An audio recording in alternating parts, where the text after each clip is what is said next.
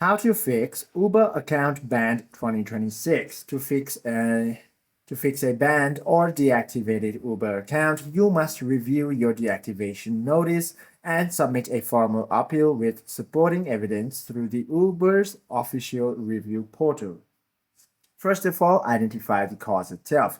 You simply have to launch your device's Gmail application and make sure to check the email over here sent by the Uber itself.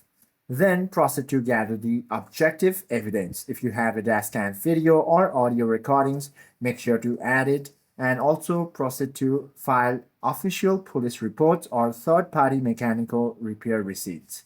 Then screenshot of your app errors, write histories or message logs. Now to appeal, all you have to do is go ahead and launch your device's web browser, then head to the official Uber support, or what you can also do is launch the Uber application itself. From here, tap on this account icon on the bottom right corner, scroll down, and you will find the help option over here. It is at the top, so you simply have to tap this help option. From here, you will find get a hold or report a issue option.